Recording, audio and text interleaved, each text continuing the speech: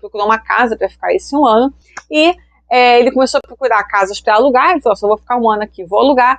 E aí, são aquelas coisas, né, que às vezes acontecem assim com interferências do cotidiano. Ele não achou nenhuma casa para alugar onde ele pudesse fumar, e o Hockney, com 84 anos, fuma um maço de cigarro por dia.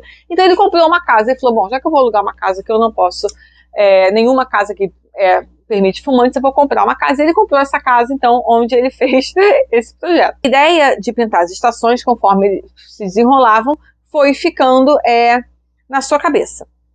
E o que ele acabou criando nunca poderia ter sido feito em Los Angeles, né? Porque lá a vegetação não muda tanto.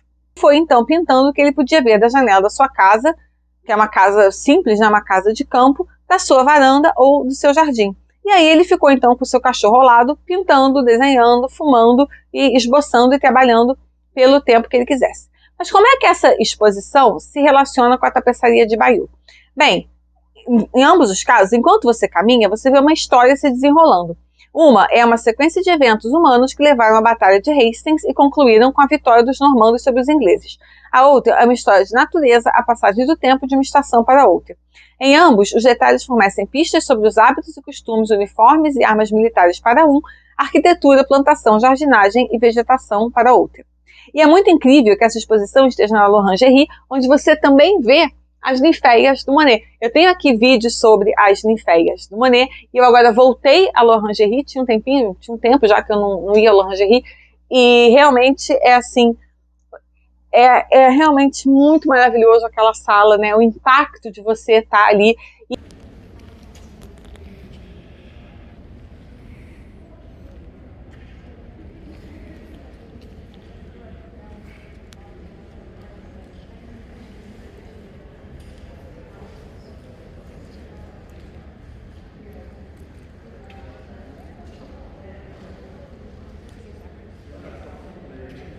E você perceber, né, a riqueza de cor, a riqueza de luz, todas as modulações que tem ali. E sim, né, a relação muito especial que o Monet teve com o espaço e com o tempo para produzir as ninféias que estão ali naquelas salas, né? Você saber como ele quis organizar norte e sul com a entrada de luz, né? Como ele queria que a gente visse aquilo de uma certa forma, um projeto super holístico, né? Um projeto assim tão magnífico e maravilhoso, está no mesmo espaço dessa exposição do Hockney, que também tem um caminho para você fazer, que também deve ser vista, né, pensando em relação com o tempo, com a natureza, com a luz, com as mudanças de luz, com as mudanças, né, de vegetação, com as mudanças de como o tempo interfere na natureza, de como, né, o tempo interfere com a luz, de como a natureza continua, de como a luz, né, alimenta a natureza, uma série de coisas, né, que unem essas duas obras. Então você vê uma e você vê outra, e você percebe como, apesar de diferentes, elas dialogam muito, muito. É uma coisa assim absurdamente bonita, assim. Eu não sei se quando levaram essa exposição pelo L'Orangerie, se pensaram, né, nesse diálogo maravilhoso, ou se o Hockney que sugeriu. Eu realmente confesso assim que eu não sei como foi essa política para levar essa exposição para lá especificamente, mas realmente como as exposições dialogam e valorizam uma outra, ou seja, você começa a pensar que realmente ela não podia estar em nenhum outro lugar, e quase que faz sentido que ela seja vista junto com as ninféias, porque elas são maravilhosas juntas, assim. Ambas as experiências são incríveis, né, porque você vê a do Hockney e você vê as ninféias, né, uma experiência assim, simplesmente de marcar uma vida mesmo, e você vê as duas juntas, então elas realmente quase que fazem uma coisa única, sabe? Como se duas peças fizessem uma só. Aqui, o Hockney fala sobre as ninféias. Monet viu 40 primaveras, 40 verões, 40 outonos e 40 invernos em Giverny. Suas ninféias são pinturas fantásticas. Elas ainda são muito, muito frescas, muito novas. Poderiam ter sido pintadas ontem. Eu falei, o Monet deu essas pinturas que estão no L'Orangerie para o Estado francês depois da tragédia que foi a Primeira Guerra Mundial.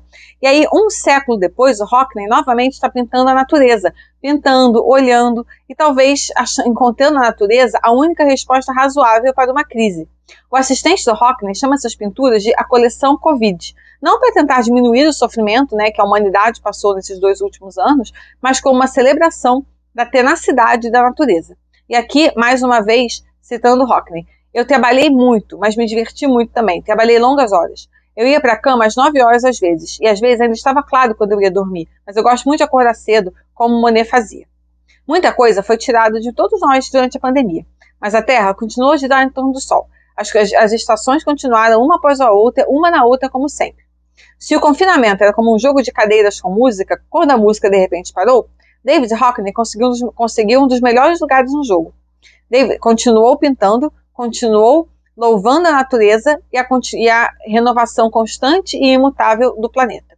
O nosso mundo moderno parou, mas o mundo natural não. O planeta continuou fazendo as suas coisas. O planeta seguiu tenaz e forte como sempre. A exposição A Year in Normandy é um lembrete reconfortante que, de fato, eles não podem cancelar a primavera e não podem cancelar nenhuma outra temporada. E essa exposição fala muito sobre isso, né? Também sobre o poder do tempo, né? Assim, de que o tempo continua, a vida continua, a natureza continua, né? O planeta continua e que é aquele ditado em inglês, né? This too shall pass, ou, né, como aquela música do Renato Russo, mas é claro que o sol vai voltar amanhã, mais uma vez, e de que, né, a vida continua, as coisas continuam, e que a nossa vida, né, moderna, urbana, tecnológica, a nossa vida produtiva, a nossa vida, né, de um capitalismo de produção, né, de que a gente tem que produzir, e uma vida muito voltada, né, para resultados e para métricas e para medidas objetivas, né, de produção e de resultados e de que pode ser valorado, né, por dinheiro ou pode ser valorado, né, por resultados concretos. Esse mundo, de certa forma, parou. E o mundo dos nossos afetos, de certa forma, parou, né, o dos encontros e, né, o das celebrações e as datas, né, porque teve esse aspecto do tempo, né, muitas marcações de tempo não aconteceram, né, a gente não se celebrou o Natal da mesma forma, não teve festa junina, não, né, muitas pessoas que iam se casar não se casaram, né, crianças que não batizaram, ou né, não teve carnaval, não teve Páscoa, né, as escolas das crianças, né, que ficaram muito tempo em casa, e para elas isso desorganizou o tempo completamente, porque, né, essa exposição, assim como a do Monet, fala, né, como as ninféias falam também sobre a relatividade do tempo, né? O tempo continua passando, né? A Terra continua girando em torno do Sol, mas a nossa percepção de tempo é muito relativa. E ela foi completamente bagunçada durante esse período pandêmico, né? Porque essas marcações de tempo não aconteceram, né, como aconteceriam normalmente, né? Isso, não teve carnaval, não teve festa junina, não teve Páscoa, não teve, né, enfim, né, uma série de coisas, né? As pessoas às vezes, né, morriam e não podiam ter velórios convencionais, uma série de coisas, né, que a gente entende, né, para marcar a passagem do tempo normal, não aconteceram, né, ficaram suspensas. Então a gente teve a sensação de que o tempo ficou suspenso, porque os nossos marcadores sociais de organização do tempo, aliás, quem tiver interesse nesse tema, eu indico muito o livro do Norbert Elias sobre o tempo, que ele fala muito sobre, né, a percepção social do tempo numa sociedade organizada, porque o tempo é organizado socialmente. Então, assim, o fato de a gente falar em ano novo, em calendário, em 2020, tudo isso é completamente arbitrário e é uma organização, né, social. Mas a nossa relação com o tempo ficou muito desorganizada. E percebendo isso, né, o que o Hockney percebeu? Mas tem um tempo que não parou, que é o tempo da natureza, que é o tempo da terra, que é o tempo, né, das estações, que é o tempo do sol, que é muito maior e muito mais poderoso do que esse tempo nosso social, né, esse nosso tempo de calendário, né, esse nosso tempo, né, de 2020, 21, 22, e essas marcações que a gente usa para organizar o tempo físico, que é muito maior e muito mais poderoso que a gente, né, mas, de certa forma, ele está dizendo, né, não podem parar a primavera e não podem parar, né, a vida de continuar, né, então tudo isso passa, né, e eventualmente ficará numa lembrança, como a Primeira Guerra, que devastou completamente o mundo, passou a ser uma página de livro de história, né, ficou na memória, e depois veio a Segunda, e depois vieram tantas outras, e quantas outras coisas aconteceram depois, mas a primavera volta, e o verão volta,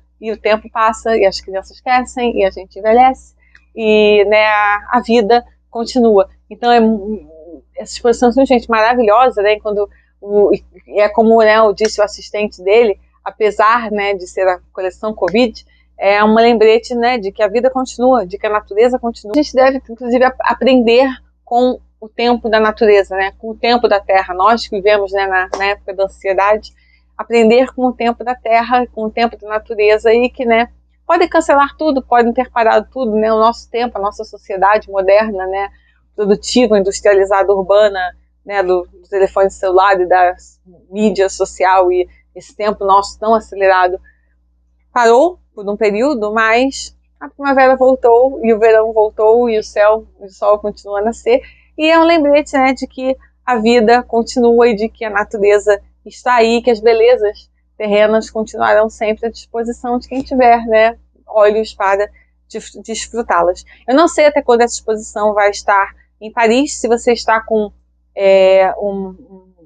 possibilidade de ir lá por agora, vale a pena pesquisar ainda. Esse vídeo é de fevereiro, vai sair em fevereiro de 2022, mas assim, vale a pena pesquisar. Se não, vá ao L'Orangerie ver as ninféias do Monet. O L'Orangerie, além das ninféias do Monet, tem outras obras maravilhosas, mas eu vou falar sobre elas num outro vídeo. Esse aqui é dedicado exclusivamente ao David Hockney, mas vai ter vídeo também sobre o L'Orangerie separado, vai ter vídeo sobre o D'Orsay, vídeo sobre o Louvre, vídeo sobre outras coisas que eu vi aí na minha passagem pelas férias, sobre o Anish, sobre o Ansam Kiefer no Panteão. Então, se você quiser ver mais os próximos vídeos que estão por vir, não deixe de se inscrever no canal. Se você está com algum plano de viagem a passar por, quem sabe, perto do L'Orangerie, mande esse vídeo. Ou se você conhece alguém que vai, mande esse vídeo para quem estiver indo. Se vocês têm outras sugestões de pauta, por favor, comentem aqui embaixo. Não deixem de se inscrever para receber notificação dos próximos vídeos que sairão muito em breve. Espero que vocês tenham gostado e até a próxima. Tchau!